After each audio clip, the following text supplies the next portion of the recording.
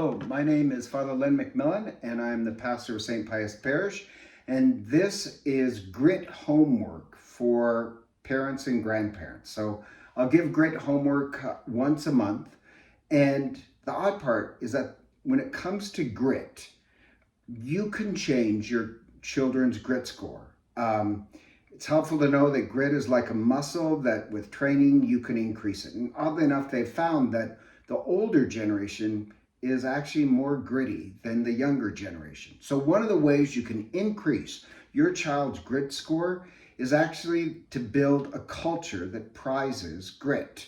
Um, if it's part of our culture that we honor grit, somehow it shapes the identity and the grittiness of our own children. And they internalize it and pick it up.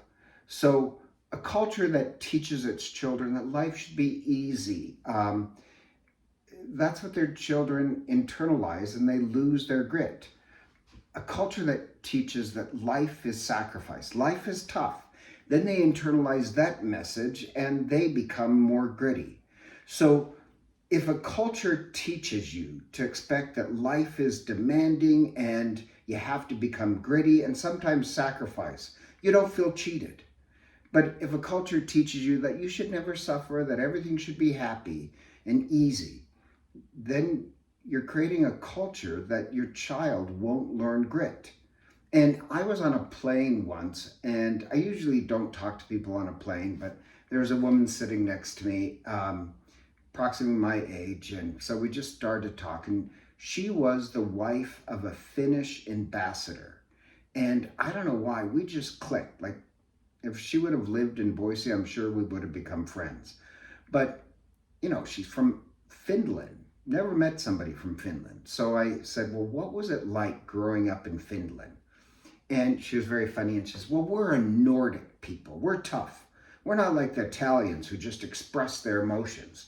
And she says, life was hard. It was cold and hard, and they expected their children to be tough.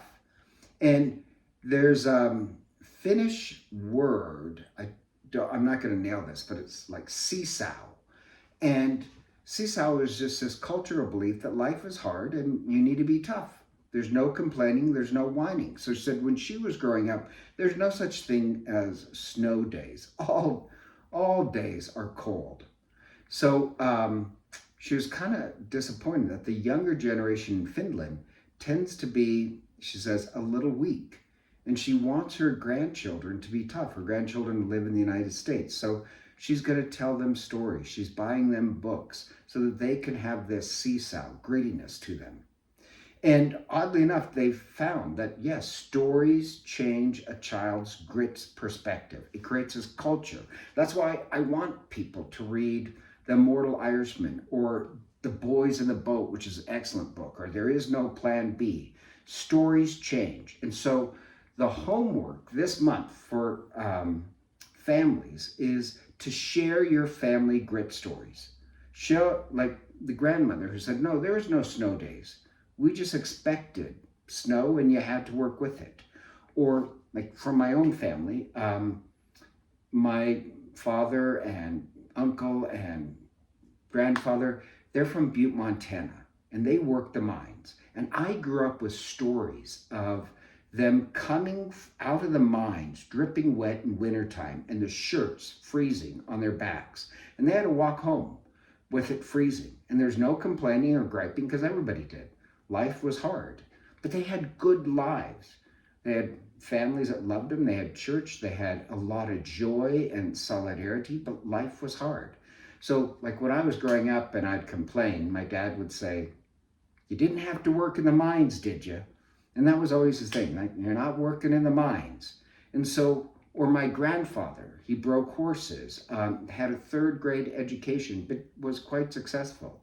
My other grandfather lost an arm in the mine, and I remember hearing about this. He's lost his arm, and there's no whining or complaining. You just had to learn to write with the other hand and get a job. So families, share your grit stories of parents and grandparents who were tough. Make it part of our culture. And children have always failed to listen to their elders. but they've never failed to follow their example. So share your grit story this month, and God bless.